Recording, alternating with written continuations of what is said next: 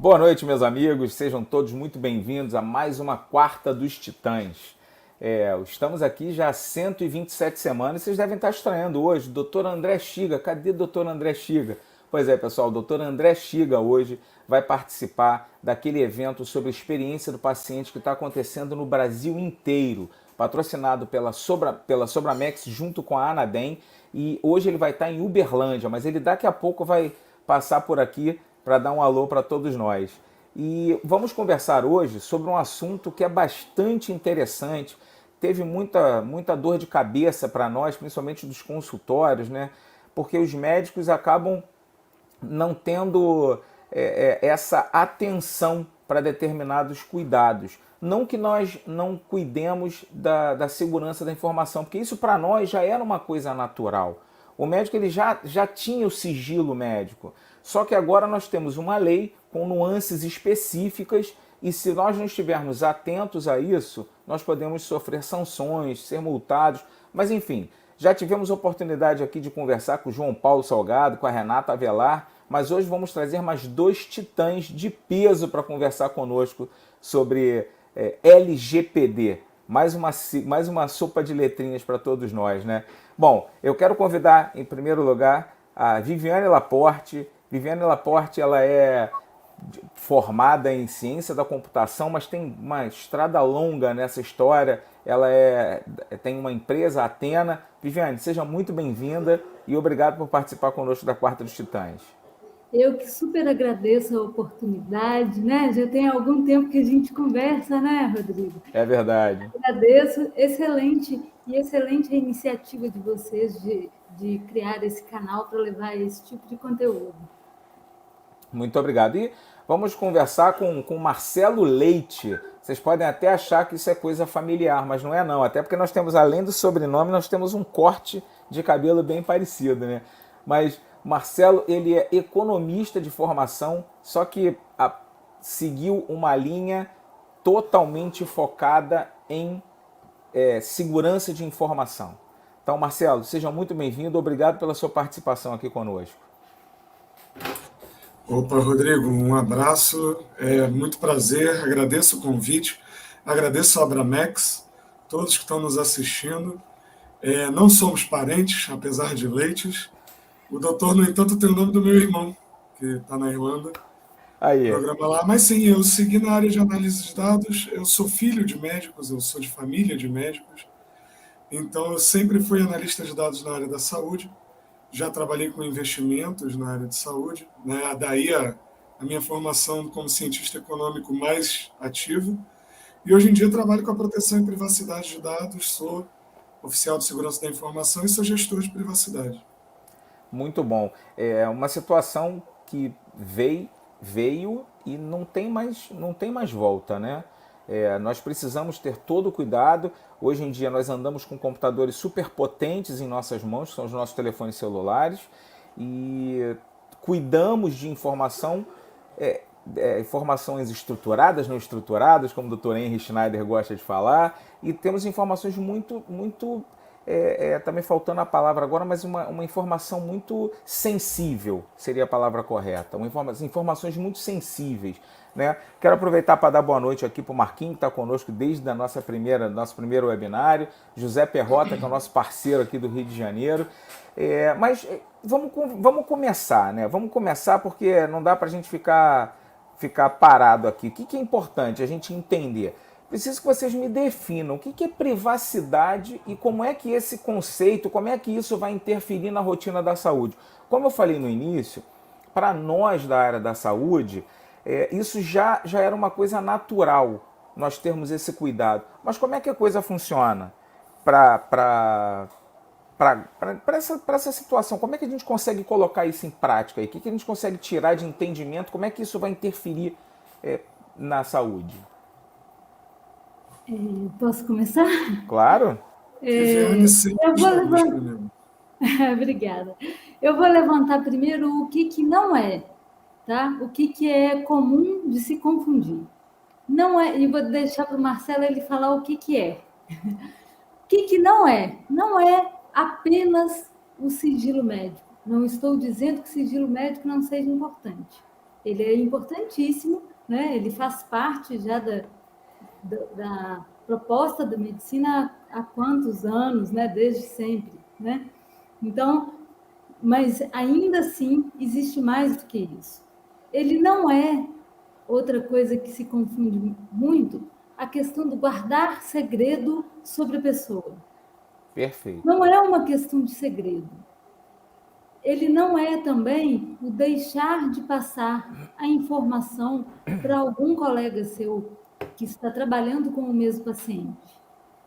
Tá? Isso também não é. E aí eu deixo para o Marcelo trazer o que é. Bora lá, Marcelo. Vamos ao que é. Primeiro, o doutor falou muito bem quando qualificou esses dados como sensíveis. Né? A LGPD nos traz isso muito especificamente. Dado de saúde pertence ao artigo, né? Pertence à classificação de dados sensíveis na lei, não é só o dado da saúde. E aí aquilo que a Viviane falou que não é, mas que participa. Né? No juramento de Hipócrates, a gente tem aquilo que no exercício ou fora do exercício da profissão e no convívio da sociedade eu tiver visto ou ouvido que não seja preciso divulgar, conservarei inteiramente secreto. Então, o juramento de Hipócrates como o doutor disse, já conhecíamos a privacidade. Por isso que eu falei que não é somente. Mas, exatamente. Mas não se aplica só a isso. Por quê? Porque a gente tem muito uma postura de que, assim, eu já trabalho com sigilo médico. Né? Então, vem uma lei de privacidade, classifica esses dados dessa forma, e, portanto, eu posso continuar trabalhando.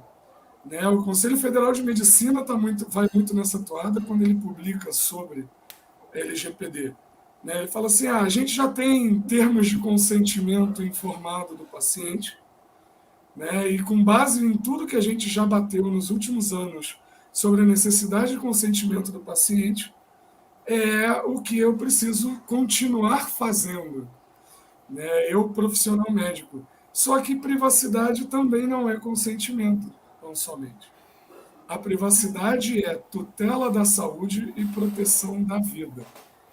Eu uso essas duas expressões porque, quando você acessa a LGPD, você tem 10 motivos pelos quais você pode tratar dados pessoais. Um deles é consentimento. Mas esses 2 outros motivos também me permitem tratar dados e me permitem tratar dados sensíveis. A tutela da saúde e a proteção da vida. Então, o que é privacidade? Para a gente responder aqui aos médicos, é isso. São os dados que eu preciso do paciente, que pertencem a ele, o meu banco de dados não é mais meu, mas que ele me cede quando ele vem a uma clínica e busca a tutela da sua saúde ou a proteção da sua vida. A proteção da vida muito especificamente na área de emergência, por exemplo. E uma coisa que a gente observa, né, ao longo desses anos de formado, trabalhando, quantas vezes você... Hoje está muito comum porque a gente anda com o telefone na mão. Você não andava com a máquina fotográfica na mão. Só que hoje você anda com o telefone na mão, você tira foto, você filma, você está o tempo inteiro com isso. E é um fator complicador porque você lida com imagem também, privacidade, a gente fala de privacidade. Às vezes você está num lugar, você entra com o telefone, você está filmando alguma coisa, você está falando e você está pegando outras pessoas.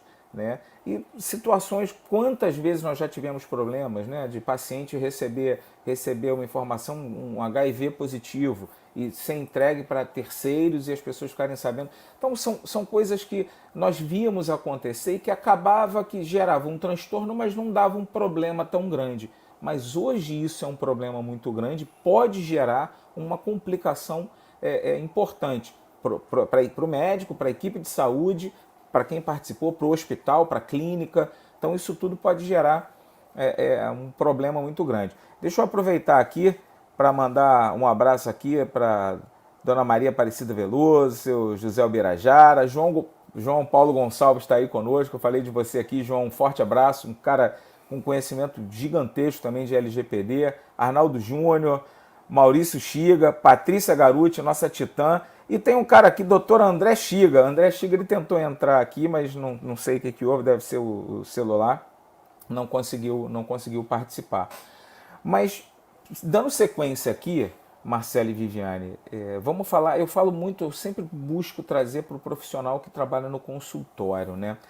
Porque a gente falou, como é que a gente vai fazer, né? Como é que esse conceito vai interferir na rotina da saúde? E eu queria que vocês falassem um pouquinho em relação à rotina do médico do consultório.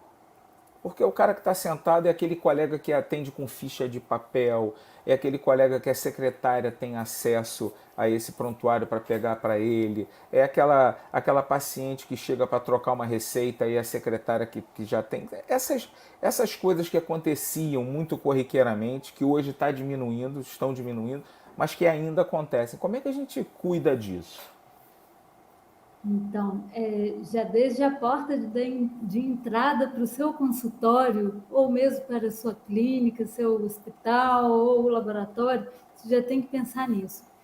Você já inicia com aquela Wi-Fi que todo mundo atualmente está gostando de deixar disponível, né, para o usuário, aonde ele de repente ele vai chegar ali para o paciente, né, e ele vai chegar, vai ter que fazer um cadastro do usuário, e ele vai se conectar e ele vai começar a compartilhar informações dele ali, né? E de repente é uma rede desprotegida, não desprotegida porque o médico fez isso de caso pensado, não, exatamente assim, por não ter o tipo de repente de malícias que a gente que já vem da área de TI, por exemplo, tem, né?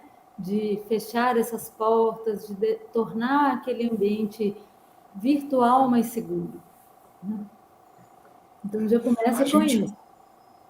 a gente tem que pensar sempre que a LGPD não é uma ilha, né? Privacidade não Não, está funcionando fora de uma regulação que o médico já atende.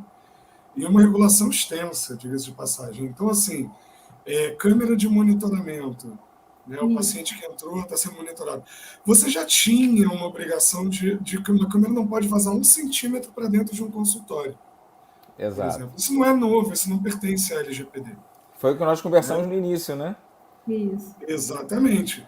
Mas, ao mesmo tempo, quando esse paciente que entra, né, a Viviane falou, da porta de vidro para dentro da minha clínica, ele já é um dado sensível, essa presença dele na minha clínica. Então, o que cabe? Não só essa educação, do tipo assim, você está num Wi-Fi, numa rede muito acessada, ou acessada por muitas pessoas, você pode estar em risco, mas também dizer para esse paciente, olha, esse login que você faz no Facebook, dizendo que você está num consultório, gerou um dado sensível que você tornou público. isso. Né? É o Olha, famoso trouxe a mamãe no Exatamente. hospital. Olha, eu estou aqui para a cirurgia da vovó. É a foto, aquela selfie com a vovó. Né? Estou aqui para a cirurgia da vovó. Você gerou um dado sensível e jogou ele para o mundo ver. Né? Aí, como acontece, é claro, o doutor está trazendo para os consultórios, mas eu vou dar um exemplo de um golpe muito específico que todo mundo está vendo dentro de hospitais. Né? A pessoa recebeu uma mensagem dizendo, olha, para completar o tratamento do seu tio, aqui é do setor de enfermagem, você precisa fazer um Pix de tanto para esse código. A gente Exatamente. precisa de um material que seu plano de saúde vai demorar. E aí a pessoa fala assim, olha como esse hospital me deixou desguardado. Não, mas você é aquela pessoa que fez a selfie e disse, estou aqui para a cirurgia da vovó. é isso Entendeu? aí. Então, assim, a rede do hospital muitas vezes não tem nada a ver com isso. A pessoa recebe um documento do médico dizendo, olha, tudo que você fizer aqui dentro e que você receber de mensagem, por favor, me consulte, porque eu não posso me responsabilizar caso você sofra esse tipo de golpe. E a pessoa fica revoltada e vai ao balcão e fala assim, que absurdo você não garantir minha segurança. Mas, realmente, você gerou esses dados. Né? Gerou. Você Tem muita divulgou gente que essa chega e localização. faz check-in nas clínicas, né? Faz check-in É, em todo lugar que ela vai passando e fica, inclusive, registrado no Facebook e no Google. E o é Google ainda verdade. pede para avaliar depois. É verdade. Seguindo a nossa, as nossas slides, né, é exatamente o que a gente está falando já sobre clínicas e hospitais, né? Como é que a gente aplica essa proteção, como é que a gente faz, e dessa maneira que eu gostaria que vocês abordassem, para conscientizar a nossa equipe. Se eu estou falando do hospital, André Chiga está aqui com a gente, ele não conseguiu entrar, ele está com um problema no aparelho, mas ele está aqui assistindo. André Chiga é diretor do hospital em São José dos Campos, em Jacareí. Como é que conscientiza a equipe? Como é que você faz com que todos, da pessoa que trabalha na higienização, da pessoa que trabalha na portaria, na recepção, porque aí a gente aqui no hospital aqui próximo, o Parreira chegou aqui um dia desse. Aí o Parreira chegou, cara, aquela confusão, Parreira, e começa um mandando mensagem para outro, Parreira. Como é que você conscientiza a sua equipe para que eles não cometam esses erros e não fiquem expostos? Antes eu quero mandar um abraço para o Dr. Henry Schneider, que está aqui com a gente. Henry é diretor de Analytics da United Health, Marisete Pilon, Vitor Borges, Marcelo está em 2 lugares, Marcelo está aqui, Pamela Brizola, estava sentindo sua falta, hein, Pamela? Está com a gente toda quarta-feira. Mas como é que a gente faz isso? Como conscientizar para que a gente consiga aplicar isso em clínicas e hospitais? Um ponto de partida é a questão do treinamento em si, mas só o treinamento a gente sabe que não resolve, né? Exato. Você tem que trazer para o dia a dia, para a rotina da pessoa, contextualizar com os cenários que ela aplica, que aquelas situações se aplicam. Não buscar somente aquele tipo de treinamento ou aquele tipo de exemplo, né, de treinamento em que, um exemplo muito distante, né, que vai trazer muito mais a questão da lei. Você tem que pensar nas situações, nos cenários corriqueiros em que o paciente chega, que ele pergunta sobre outro paciente, que ele traz outras informações, que ele compartilha, que ele tira selfie, né, que ele faz a selfie.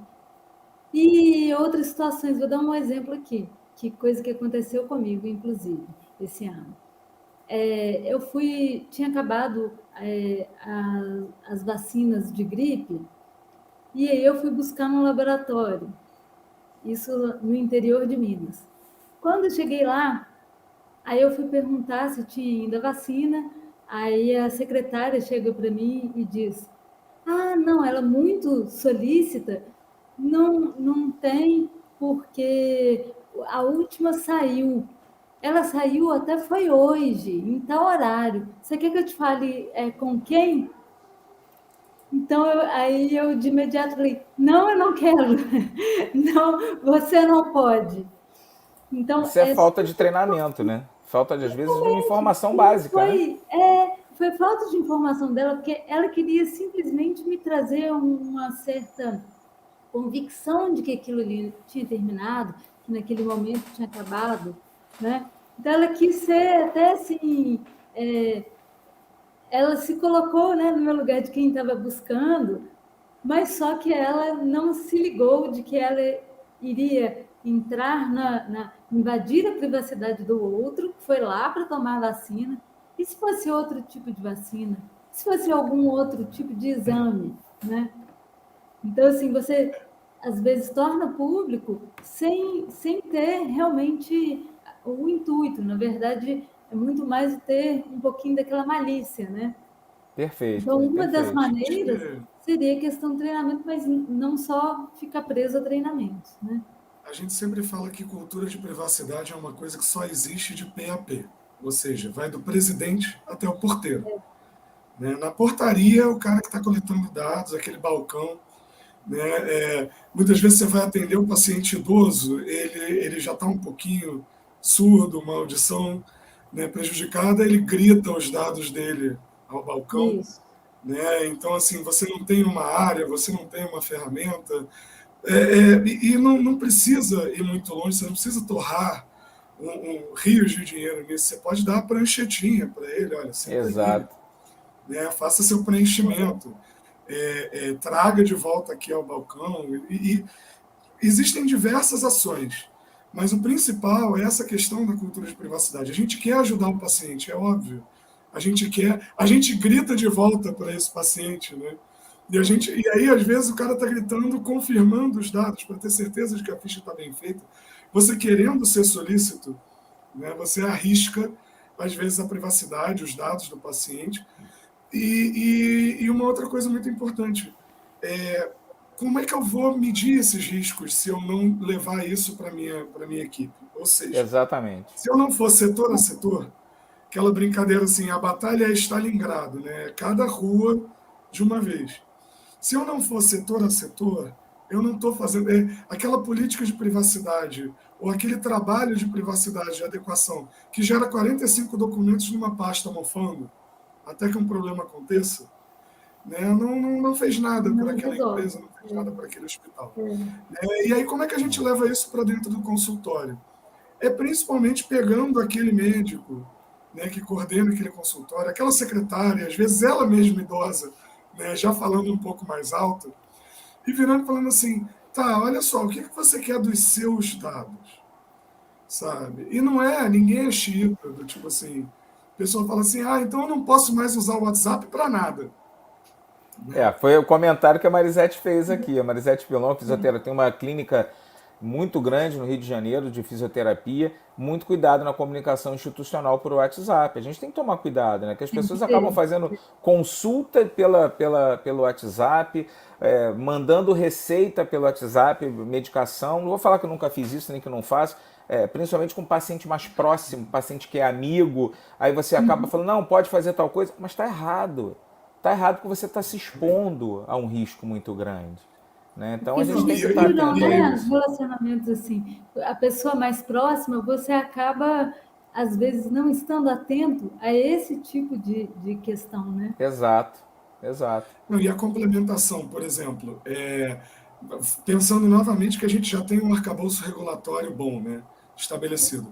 O Conselho Federal de Medicina já se pronunciou sobre o compartilhamento entre médicos de imagens na busca por diagnóstico. Né? E ele foi muito categórico nisso. Compartilhamento entre médicos de imagens. Não adianta você depois vir me dizer assim, olha, o CFM disse que pode, quando o que você mandou tinha o cabeçalho do exame lá em cima. Nome, data, Exato, idade, exato. né? A Imagem é outra uma coisa. coisa Exato. E aí eu vou que te falar, o WhatsApp é até bom. Desculpa, Viviane, só para não, completar. O mas WhatsApp, nesse ponto, é até bom. Ele Criptografado, né? elimina dados, ele elimina dados e Tá. manda só a imagem. Ele piora a qualidade da imagem, aspas, Isso. né? E ele elimina aqueles dados tipo localização, é, date, né, data. Então, nesse ponto, o WhatsApp é bom, ele tem criptografia ponto a ponto. Uma melhor criptografia do que você pagaria na sua clínica para botar num e-mail, por exemplo, que o outro não vai conseguir abrir. Perfeito, perfeito. Agora, usar a ferramenta requer a informação correta. é isso Exatamente. aí. E a complicação da utilização da ferramenta para esse tipo de compartilhamento é se você, de repente, não se liga e mistura no momento, né, de encaminha coisa a mais, né? Porque tá ali, tá disponível para você na sua galeria do WhatsApp. Então, Exatamente. assim, te torna mais suscetível em alguns momentos, né? E do ponto de vista de criptografia, a gente sabe que ela é ponta a ponta, mas tem outras questões que te tornam mais suscetíveis aí. Exatamente. Só complementando o que vocês falaram em relação aos hospitais e clínicas, né? É a importância de você saber quais são os valores da tua empresa, de você ter aquele propósito definido, de você ter não missão, visão e valores desenhado no quadrinho, mas é de todo mundo entender a responsabilidade que é. Né? A gente fala, parece que é piegas, mas a pessoa que está fazendo a faxina do quarto, ela está cuidando da higiene do quarto para evitar uma infecção hospitalar. Então, a partir do momento que você tem esse controle, essa ideia, essa integração da equipe, você consegue, na hora de passar, olha, aconteceu isso, se você não pode seguir esse tipo de coisa. A gente já viu o problema do colega, principalmente em emergência, né, como você falou, Marcelo. Chega um acidente muito grave, com amputações traumáticas, e o colega às vezes tira a foto para mandar para outro colega, porque são coisas que a medicina, infelizmente, ela é assim. Você vê uma coisa muito grave num paciente e você compartilha porque você ensina um outro colega entende o que você fez e a medicina evolui com isso, né? Com técnicas, só que você está expondo pessoas. E nessa coisa de passar a imagem à torta e à direita, de repente uma imagem de um acidente gravíssimo que aconteceu chega nas mãos do pai, da mãe, do irmão, e isso é uma coisa muito grave. Né? Agora, uma coisa importante que eu quero que vocês esclareçam para nós, para todos nós. Qual é a diferença entre proteção de dados pessoais e sigilo médico? Como é esse limiar aí? Me explica um pouquinho melhor. A proteção de dados pessoais, ela vai desde o formulário, né, que o paciente preenche, desde o dado que é compartilhado entre o paciente e o atendente e o médico, entre os médicos, né? Então, você tem que proteger, literalmente, de ponta a ponta. Né? E o sigilo médico já é aquele comprometimento, né, entre o médico e o paciente. Né?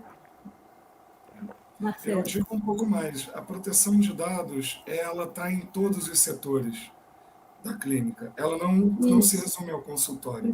Ela está no RH, com os dados dos funcionários. Ela está na forma como você compartilha seus dados para planos de saúde. Tá? Vou dar um exemplo muito importante aqui, porque foi incluído na LGPD em 2019, que é vedado às operadoras de planos privados de assistência o uso de dados de saúde coletados dos prestadores para práticas de seleção de risco na contratação de qualquer modalidade. Senão ia ser covardia, né? Ia ser covardia. Mas veja, acontece muito naquela relação com farmácia. E a gente questiona menos. Né? É verdade. Você tem Unimed? Poxa, bota aqui, deixa eu botar sua carteirinha da Unimed para você ganhar desconto nesse remédio de cardiologia. Né? Nesse tratamento que você está comprando. A gente faz muito isso com farmácia e se questiona menos do que na relação do médico para o plano de saúde.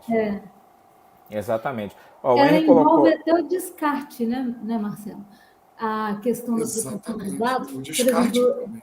No momento que você falou lá da questão da limpeza, né? Da limpeza, vamos supor, a pessoa da limpeza chegou para organizar, para limpar e desinfetar o quarto. Vamos supor que dentro da lixeira tenha os formulários ou algum outro papel, alguma outra coisa, resultado de algum exame, alguma coisa. Uma informação pessoal, né? Que tenha várias informações pessoais e sensíveis ali. E aí ele simplesmente pega, junta com os outros lixos e leva embora, né? Então, até isso envolve a questão da proteção de dados, né? Você tem que proteger mesmo no momento de descartar esses dados, esses formulários, seja o descarte impresso, seja o descarte no sentido, né, magnético. E o sigilo médico não contempla tempo de vida dos dados, é exatamente o que a Viviane está falando agora. A proteção de dados me diz, olha, o prontuário precisa existir só pelo tempo regulado. O prontuário físico são 20 anos, né? Agora não existe, pelo menos até... Também. O digital são 20 anos, essa informação que eu tinha essa dúvida, porque fazendo essas pesquisas, eu não consegui ter certeza de que eram 20 anos de informação, até porque é um dado que você guarda em nuvem, que eu não tinha essa certeza. Então, para quem tem ficha de papel, prontuário físico, são 20 anos, eu sabia, e para você que tem prontuário digital, que guarda as informações em nuvem, de preferência protegida, porque tem muita gente guardando no OneNote, tem muita gente guardando no Google Drive, né? Que é um outro risco de exposição, né? Muito grande, outro risco e uma outra complicação, porque você não sabe aonde está essa nuvem. Esse servidor, porque toda nuvem, na verdade, ele é um servidor físico, ela é uma rede descentralizada. Né? A nuvem é o computador do amigo lá longe. Exatamente. Exatamente. Então, nuvem em algum lugar físico, em algum lugar, né? Em algum lugar. Exatamente. E aonde é esse lugar? Se for em outro país, aí já começa a complicação, A né? coisa começa a complicar. Ó, o É. doutor Henry fez uma colocação aqui, ele falou que tem a impressão que a LGPD é uma daquelas matérias em que tão importante quanto treinar é expor periodicamente os resultados para que todos entendam as consequências das falhas. E o Henry é o analista de dados, então o dia a dia dele. E ele complementa falando que, sendo que um tem ainda recente e fora do DNA da maioria dos profissionais que hoje atuam no mercado. Eu acredito que ainda vai levar um tempo para que isso se torne medular, sem dúvida. Né? Verdade. Mas a gente pode também dar o exemplo, né? Quando eu falo assim, a cultura de privacidade, tem o caso da enfermeira lá que revelou a adoção de um bebê recém-nascido de uma pessoa famosa. É, Isso é agora, e isso é diretamente ligado à LGPD, aquilo que o doutor falou, poxa, a gente quer compartilhar, mas você quer, até para você mostrar para um outro, primeiro, compartilha anonimizado, né? Você pegou um caso muito raro ou muito grave e você quer mostrar para os colegas. A foto não precisa do rosto, a foto não precisa do prontuário, a foto não precisa de nenhuma referência à pessoa. Às vezes até a etiqueta da camisa ou uma tatuagem. Né? A foto não exatamente. precisa constar isso. E totalmente diferente da enfermeira chegar e mandar para um colunista social, né? É, Para É. um cara que trabalha num jornal. E é tudo Essa questão da LGPD. enfermeira, inclusive, assim, casos similares estavam direto acontecendo durante a pandemia, né? Você, de repente, vinha aquela notícia, né, de confirmaram que fulano, algum famoso, né, atestou positivo para Covid. Aí, E telemedicina abre a gente para toda essa seara. Né? Foi muito importante durante a pandemia.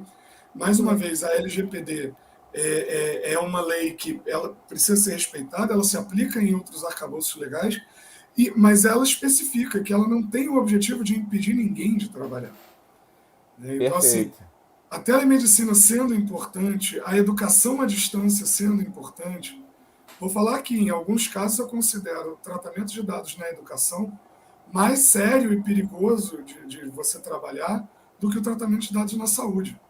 Né? A saúde está muito bem definida, a saúde vem de regulações do Conselho Federal de Medicina, da própria ANS, da Agência Nacional de Saúde, em alguns casos da Anvisa, enquanto educação tem o ECA, né? O Estatuto da Criança e do Adolescente, para muitas situações. E é Exatamente. todo um outro vespeiro, tem toda uma série de outras complicações. Eu fico pensando em relação à informação, aos dados, né? Como você falou de telemedicina. A telemedicina é uma coisa que já existia há muitos anos, né? Há muitos anos que a gente faz contato pelo telefone, até antes do telefone celular, a gente já fazia contato pelo telefone de casa para conversar com um colega sobre um caso diferente. Isso é telemedicina. A partir do momento que você tem um colega, eu fui da Marinha, a gente tinha o navio da Marinha lá na Amazonas, na Amazônia, e você tinha colegas que entravam em contato com o telefone via satélite para tirar dúvidas, para conversar, para poder dar uma assistência melhor a um paciente. Isso é telemedicina. Só que a telemedicina do jeito que veio, a teleconsulta, que foi o que esse marco da pandemia, foi a teleconsulta, porque o que eu estava falando é teleinterconsulta, é médico conversando com médico. Agora, essa relação de médico-paciente virtual foi esse boom. E tem operadores de saúde, José Luciano já participou conosco aqui, ele é da Apvida, e na época da pandemia ele estava falando em torno de, acho que 30 mil consultas por mês. Então, assim, são dados muito, muito grandes, são números muito grandes. Agora, vocês fizeram uma colocação aqui que me chamou a atenção. Eu quero que vocês me falem por quê. Entre os médicos, estaria o cirurgião melhor adequado à LGPD? Por que vocês fizeram essa provocação? Eu queria que vocês me explicassem melhor. Aproveitando que tem o Dr. Roberto Bijos aí, cirurgião Aliás, plástico, o Dr. professor Roberto fez uma colocação muito importante para a gente abordar também. professor Ramalho, que chegou, que é da Anadem, nosso patrocinador. E deixa eu colocar aqui a colocação do Bijos. Vocês já repararam que o médico só tem deveres e não direitos? Imagine guardar 20 anos de papéis num turnover de arquivos e detalhes, cada vez mais os arquivos são maiores.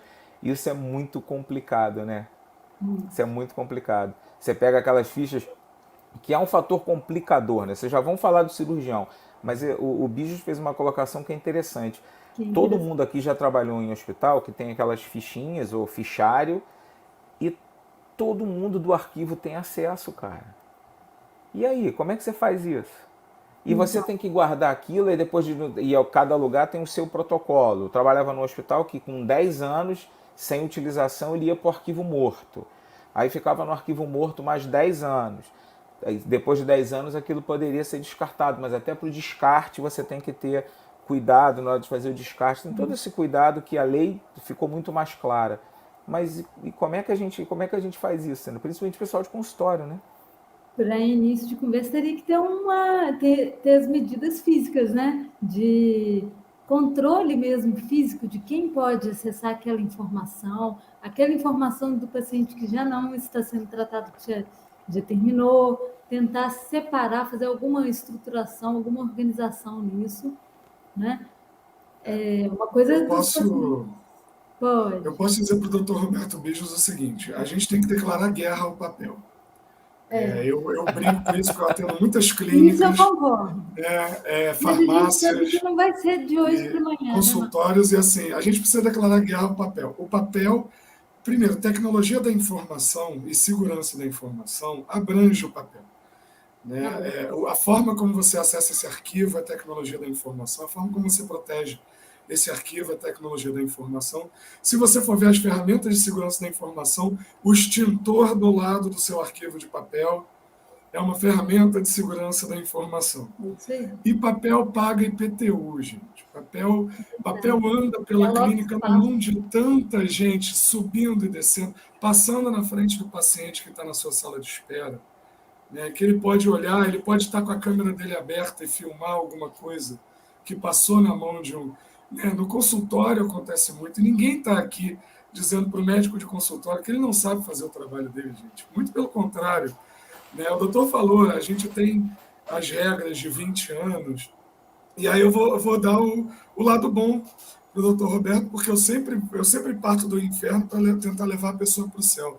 Né? A LGPD te deu um parâmetro essencial para você poder virar para esse paciente e falar: olha, desculpa, a sua cirurgia foi há 22 anos atrás, eu já te dei alta há 20 anos atrás, e qualquer coisa sua não precisa mais estar guardada comigo. Pelo contrário, não pode mais estar guardada comigo. Eu sou obrigado pela Lei 13.709 de 2018 a excluir isso depois de 20 anos. É o princípio da necessidade, da finalidade, entendeu? Eu preciso cumprir com esse tempo. E aí, assim, o médico só tem deveres e não tem direitos. Vai falar com o contador, coitado, que para motivos de FGTS tem alguns dados que são eternos. É Entendeu? verdade. O cara que E trabalhou com você. aproveita o motivo da questão do que você acabou de falar, que seria a questão da alocação até do espaço para você guardar isso tudo, e contrata um GED e uma equipe para poder digitalizar todo esse conteúdo, né? Digitalizar e trazer mais segurança para ele. Mas Agora agora uma explica porque provocação indo para o cirurgião, aproveitando, isso. Rodrigo, indo para o E, cirurgião. e por que Agora eu o te falo, vai cirurgião? para o prontuário eletrônico, mas se compromete comigo, seu oficial de segurança, que você não vai dar a senha do seu certificado eletrônico para a enfermeira fazer o prontuário no fim do dia. É As verdade. pessoas precisam entender o que é esse nível de segurança, né? Essa coisa tão simples de toma meu carimbo, carimba lá para mim, né? Toma Carimba minha ali para mim, senha, depois deixa você a não senha no post-it. toma a minha senha e coloca ali. Então, isso tudo, a gente que trabalha em operadora de saúde, olha, vamos botar a tua senha. A senha é sempre padrão, né? É rodrigo.leite. Aí você vai e troca a sua senha. Só que tem gente que não troca. E mantém aquela senha, quer dizer, não, doutor, eu entrei aí para ver, tá funcionando. Pô, tu entrou? Não, porque já sabe a senha, todo mundo sabe a senha. Só que, vamos lá, eu estou acessando meu arquivo, com a minha senha, acessei o arquivo, acessei o prontuário, estou colocando as informações, tenho acesso às informações da Viviane. Aí vem o Marcelo, que não é médico, mas ele sabe minha senha, ele vai lá, acessa. Se ele escrever qualquer coisa, se ele... a minha senha diz que eu acessei. Isso. Então, assim, a responsabilidade é minha, porque eu acessei. Assinatura eletrônica. É a minha assinatura eletrônica. O prontuário eletrônico. Eu gosto de falar, porque quantas pessoas ligam para o colega, para o amigo que é médico, falam assim, pô, me dá um atestado, me dá um atestado para eu ir para a piscina do meu prédio. Cara, dou, mas deixa eu te examinar, porque eu estou atestando uma coisa que eu não estou vendo, e é vedado ao médico fazer isso. Eu posso ter meu CRM caçado, as pessoas não entendem. Ah, mas me dá um atestado que eu faltei o trabalho ontem, porque eu estava cansado e não queria ir. É só um atestado. Essa responsabilidade é muito grande, e você tem que entender isso para que você consiga se posicionar e não se expor. Essa é a questão da senha, é a questão de tudo isso, mesmo de você deixar conectado, mesmo que você não passe a senha, também tem isso, né? Às vezes os sistemas que são mais antigos, que não inspiram sessão, né? Aí você vai, conecta e deixa, já deixa lá, a secretária vai alimentando ali ao longo do dia. E se de repente essa secretária, sem querer, ela vai, vamos supor, fomentar o cadastro lá dos meus dados e, sem querer, ela vai lá, esbarra e apaga todos os dados lá do Marcelo. Né? Então, aí você... E aí, doutor? É um incidente com a perda. questão do centro cirúrgico. Onde se gera mais volume de dados sobre a saúde do paciente? Consultório e exame, laboratório ou centro cirúrgico?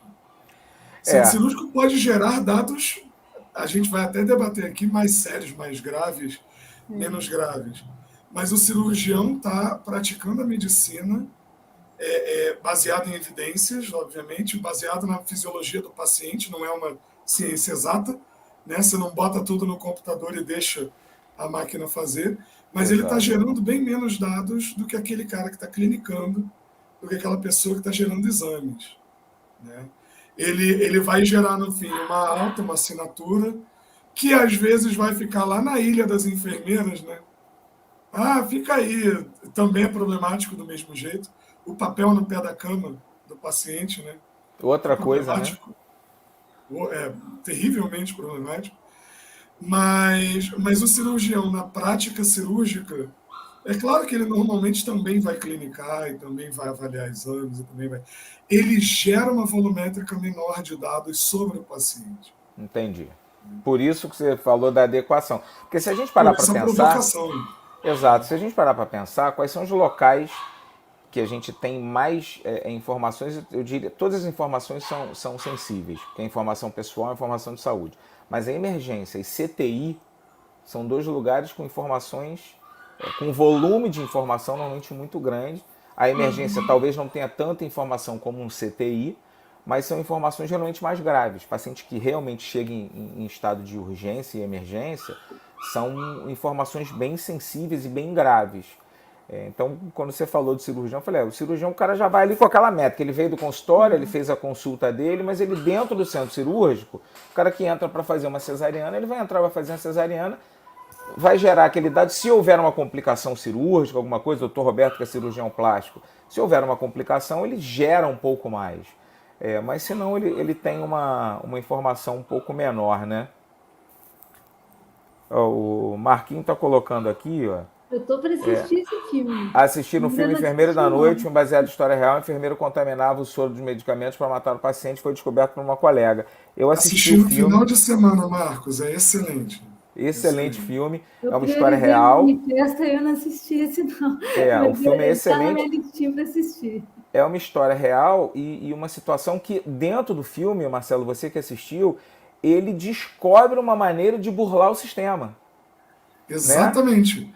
Então, a segurança do sistema tinha uma questão de que quando ele tirava o medicamento, ele podia cancelar aquele pedido. Exatamente. Em um determinado espaço de tempo.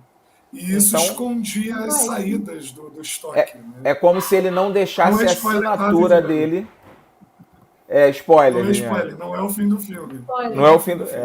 Mas é interessante. Então, assim, a gente tem que estar atento, vocês que trabalham com segurança de informação, para buscar todas essas brechas, para que isso não aconteça, para que a gente consiga se manter sempre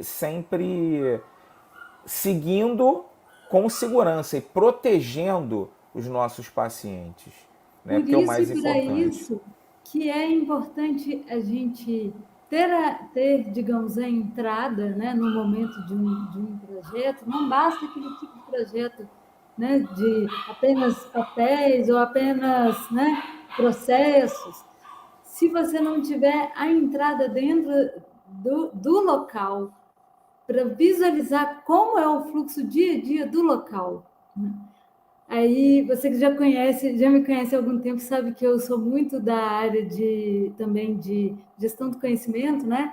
Acho essencial você conseguir extrair esse conhecimento, né, daquele pessoal que está ali envolvido na atividade, no dia a dia, para a partir daí você conseguir filtrar e trazer quais são os pontos mais críticos, em que momento que você tem que ter, digamos, um fator duplo, né, de A segurança. gente, a gente comenta até que o oficial de proteção de dados, né, o DPO, ele tem que, às vezes, ser arquiteto. Ele tem que virar e Sim, falar assim, olha, mas aqui nesse corredor onde vocês estão anotando a sala de espera do colírio, de quem está dilatando, ou do paciente que está aguardando, ou, né, ou daquele cara que está sentado na espera da clínica de fertilidade, né, que já é aquilo que eu falei, o próprio local dele é um dado sensível, ele estar lá é um dado sensível.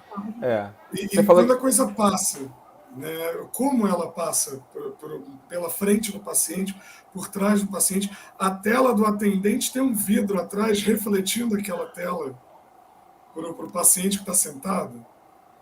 a atenção tem que ser extrema, né? A atenção tem que ser extrema. Exatamente. A Pamela fez uma colocação aqui muito interessante, né?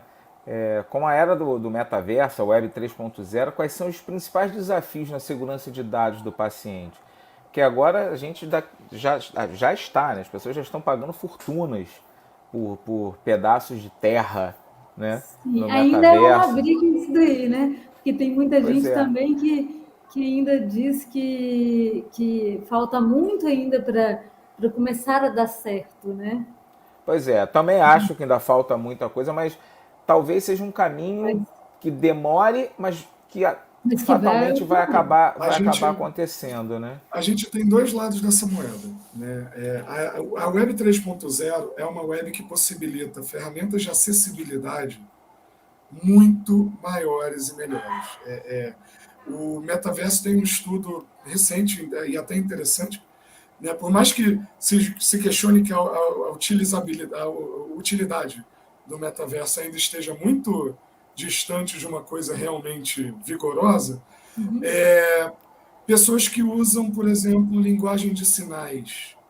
O metaverso abre toda uma possibilidade para que quem não sabe a Exatamente. linguagem de sinais se comunique com aquele que Exato. precisa da linguagem de sinais. Com certeza. Isso é recente. É fantástico. Então, assim, a acessibilidade é maior. A gente vai ter mais chance de chegar nesse paciente, desse paciente me comunicar suas dores, né? Aquele paciente que que sofre de uma lesão que não permite a ele uma comunicação plena, e eu vou lá e eu consigo colocar uma malha de leitura por dentro da artéria ali, mais próximo do cérebro, né, para possibilitar ele usar um mouse e um teclado sem que ele possa usar a mão para isso. Se Né? A comunicar. gente já está nesse ponto.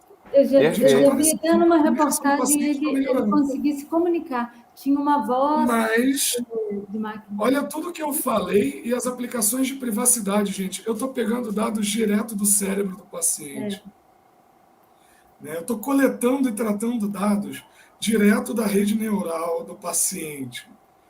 Né? Então, olha só, ao mesmo tempo, olha o quanto a gente tem que pensar melhor essa invasão de privacidade. E o Brasil é pioneiro. A gente já tem projetos de lei pensando em regular a coleta direta de dados neurológicos. A gente está um pouco à frente nisso. O Vitor colocou aqui que Zuckerberg falou que deu ruim e que ele demitiu 13% dos funcionários do Beta. E o professor Ramalho fez uma colocação falando que a certificação NBR ISO 27001 é um mecanismo essencial para a definição de uma política de segurança de informação em instituições que atuam na área da saúde. A Anadem tem escritórios no Brasil inteiro trabalhando com a parte de direito médico, a Sociedade Brasileira de Direito Médico e Bioética, então lida com dados, com informações muito sensíveis, e eles são pioneiros e são muito de vanguarda em relação à segurança de informação, e isso já nos traz para a nossa próxima reflexão, né? O que eu precisarei fazer para estar compliance com a lei, com os sistemas de uma clínica? Como é que eu me adequo para isso? Como é que eu adequo a minha clínica? Vamos lá, vou botar para vocês o seguinte: eu tenho um hospital, o meu hospital está começando agora, eu vou começar uma transição para atendimento eletrônico, mas o meu prontuário ainda é todo de papel. Então, eu vou começar agora a fazer essa migração. Como é que eu consigo adequar por compliance, aproveitando esses nossos 10 últimos minutos aí? Então, a primeira coisa que eu até destaco aqui é: tenha a mente aberta para entender que não é apenas o advogado que vai fazer isso, não é apenas a pessoa da tecnologia, o cara da segurança da informação, não é algo assim em separado, tá? A adequação é um projeto, é um programa, na verdade, que você tem que pensar ele em uma equipe multidisciplinar que se conecta, né? E cada qual vai trazer dentro da sua especialidade para poder construir de forma conjunta isso. Porque se você pensar só em um lado, você não vai conseguir cobrir nem, sei lá, 30%.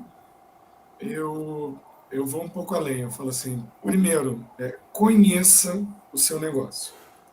Porque parece bobo. E às vezes o cara fala assim: poxa, eu fundei isso aqui, essa clínica, esse consultório, pô, eu tô aqui há 30 anos, eu tô aqui há 40 anos, eu tô aqui... Não, mas quando eu digo conheça o seu negócio, conheça mesmo. É do tipo assim, tudo aquilo que você andou passando para, olha, a gente está cobrando, e você passa lá no seu faturamento e pergunta: tá tudo caindo direitinho? Né? E você passa no seu administrativo e fala assim: deixa eu olhar os extratos. Não, conheça as entranhas do que você faz e o fluxo de dados da sua empresa.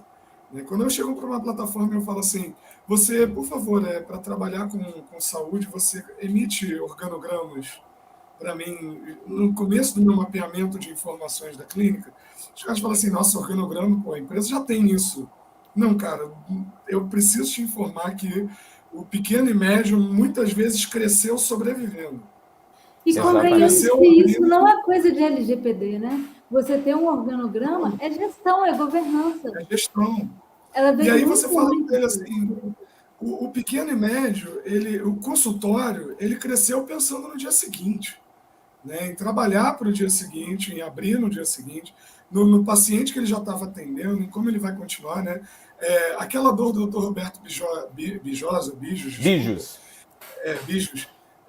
de que, nossa, mas eu preciso guardar por 20 anos, eu não sei nem se eu vou estar aqui daqui a 20 anos. Né? Ela é real, ela é importante, porque o cara que tem consultório, ele realmente está pensando se ele vai estar aqui daqui a 5 anos, 10 anos, né? Se ele vai principalmente, desculpa te interromper, mas principalmente o colega que tem consultório com um volume grande. Eu tenho um colega que trabalha com videoestereoscopia, ginecologista, o cara faz 400 exames de estereoscopia por mês. E ele grava tudo em CD, porque para ele grava lá no CD, mas ele tudo arquivado, tudo desenhado. Cirurgia, faz mais de 100 cirurgias por mês. E o cara tem lá os cadernos, tudo lá, que ele é bem digital, né? Caderno, o laptop dele é uma folha. Um beijo, Ulisses. Mas ele tem, mas fica tudo guardado. Só que assim, chega uma hora que você não tem mais lugar para guardar. Você tem que ter um consultório com 10 metros quadrados a mais para você botar arquivo, para você guardar papel. Então a gente precisa entender isso, né? Vale a pena um investimento em uma digitalização, em um GED, para poder trazer, né, esse... E conheça o sistema que você usa. Muitas vezes você chega para dar uma consultoria, o cara fala assim, esse meu sistema é uma merda, ele não faz nada que eu preciso para essa nova lei, ou para essa nova coisa. E você vai lá e vê assim, nossa, você só não está configurado. Né? Então, assim, conheça os seus funcionários e tudo que eles fazem, né, os seus colaboradores, conheça como os seus enfermeiros estão lidando com essas informações. Você não precisa estar no hospital grande para se preocupar se alguém está falando ou não com o jornal, ou passando para o colega, ou indo adiante. A rádio corredor é uma coisa poderosa de comunicação, minha gente. É verdade. A rádio corredor é uma ferramenta de comunicação poderosa. Ela funciona para o bem ou para o mal. Fazer esse pessoal entender uma cultura de privacidade, a rádio corredor leva adiante. O seu colega, aquele cara que vem aqui na sua clínica, de dentro de um laboratório, né, ele está levando imediatamente para a próxima clínica que, poxa, lá os caras estão com um cuidado, lá os caras estão com uma coisa, lá eles sabem até o equipamento novo que você pegou. Lá eles são chatos, né? Lá eles são chatos. Seja chato, nossa. Seja chato. Eu sou chato, gente. Desculpa. Como falar aqui sobre certificação ISO 27001, tem a 27001, tem a 27002, que vai trazer, né, o detalhamento, vai nessa mesma linha. Tem a 27701 e a 27799, que é a da saúde. Embora eu acredito que ela deva ter que passar por alguma revisão depois, agora em função das mudanças que ocorreram, né, na 27002, que ela se baseia muito na 27002. Mas sim, existe isso para a saúde na área de proteção de informações. Isso. Então, perfeito. Vocês já até puxando assim para os nossos 5 minutos finais, vocês já puxaram exatamente... já seguindo as respostas para essa provocação que vocês mandaram para a gente, né? E quanto às sanções? Corro o risco de ser multado? Quer dizer, a partir do momento que eu tenho uma cultura institucional forte, que eu tenho uma equipe que entenda essa cultura e que seja treinada, que eu esteja preparado ou migrando para me preparar, se eu ainda uso papel, não quer dizer que você não vai ter que mudar de hoje para amanhã. Não é isso. Mas o teu nível de segurança é diferente quando você tem uma segurança digital e quando você tem o acesso só a papel. Mas quando eu tenho toda essa confluência de fatores, eu consigo estar menos propenso a ser multado e a sofrer sanções. Seria isso? Exatamente isso. Quanto mais você valorizar e trouxer para o dia a dia as boas práticas e as questões, né, de segurança, de privacidade, trouxer de uma maneira simples para os seus funcionários e estiverem todos assim focados, né, nessa questão, né, atentos a essa questão e fazendo parte do dia a dia, menor o risco de ser multado. E a outra coisa que eu até falo rapidamente aqui é que a multa a essa altura nem é o pior, né? Ela não é a pior sanção. A pior sanção é a forma como a sua clínica, seu hospital pode ficar marcado. Exatamente. E leva embora todos os seus pacientes, né? Que detona toda uma imagem que você levou, de repente, anos, décadas para construir. Vídeo que aconteceu, né, com as ações lá da Americanas, né, no ano passado, fazendo uma... Da Renner também. Na Renner também. Mas especificamente, a lei tem sanções, a lei contém sanções, e a gente tem agora uma autoridade nacional que desde 26 de outubro é uma autarquia, então ela está em par com a ANS, por exemplo. Ela é uma agência reguladora em pleno funcionamento. Mas o problema muito pior do que a sanção é você poder, primeiro, a sua reputação junto aos seus pacientes, a Viviane mencionou, e as possibilidades de, em reincidências, você ter seu banco de dados bloqueado. Que clínica vai trabalhar sem seu prontuário? Quem vive sem dados? Quem vive sem dados? Exatamente. Nosso novo petróleo. Quem vive sem dados? A gente precisa dos dados para trabalhar, né? Então, exatamente. Nós tivemos... E nesse momento, é claro, uma lei federal em efeito pode ser usada em qualquer tribunal. A LGPD não precisa da autoridade nacional para ser usada em favor do titular de dados, né, que é o usuário final. Eu acredito que nós vamos ter ainda muitas dificuldades, principalmente para os profissionais de consultório, principalmente para o pessoal mais antigo, que ainda tem muita gente usando prontuário físico. Então, assim, eu acho que isso nós ainda vamos ter, apesar de já estarmos com a lei vigente, eu acho que ainda vai demandar um certo tempo, até porque tem alguns colegas que ainda precisam se conscientizar do risco que eles correm. Mas o caminho é esse, a gente precisa desse apoio. Eu quero agradecer a participação de vocês e quero que vocês façam as considerações finais. Começar pela Viviane, né? Sejamos cavalheiros. Eu gostaria de agradecer, né, pelo convite e também pelo pessoal que participou tanto aí, embora eu não tenha respondido por mensagem, eu estou acompanhando aqui, né, os comentários, agradecer a vocês e tenham sempre foco no paciente. Quando a gente pensa em foco no paciente, foco na pessoa, mais que isso, né? Que todos nós somos titulares de dados e a gente não gostaria, né, de passar por nenhuma situação de ver o seu dado, né, circulando livremente, aquele dado que você guardou e que você não gostaria você tem um certo valor para você, né? Então, no momento de trazer esses projetos, né, pense sempre por esse lado. Foco no titular. É isso. A lei de privacidade de dados a LGPD, é uma lei focada no titular, feita para o titular de dados. Somos aqui todos titulares, ninguém vive no asteroide da segurança e privacidade, né, vendo as pessoas lá embaixo. Somos todos. É normal que a gente ceda nossa privacidade por facilidade de uso o tempo inteiro. Você faz isso para chamar um táxi, você faz isso para entrar no ônibus, para pagar uma compra, mas a gente precisa sempre pensar, a experiência do meu paciente acontece quando? No instante em que ele atravessou a porta de vidro, até o instante da alta e por 20 anos depois que ele saiu do meu consultório pela última vez. Não me interessa aquela ficha, já completou 40 anos, eu não vou apagar os primeiros dados dele. Né? O paciente, 20 anos desde a última vez que ele saiu do meu consultório, a experiência dele ainda está rolando e eu tenho uma responsabilidade com essas informações.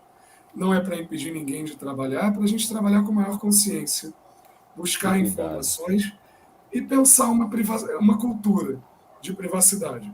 Quando um de nós está bem protegido, todos nós estamos melhor protegidos. Né? Segurança da informação é uma coisa que eu trabalhando bem, eu médico trabalhando bem, eu ajudo o plano de saúde a estar mais seguro, eu ajudo o laboratório a estar mais seguro, eu ajudo o paciente a estar mais seguro.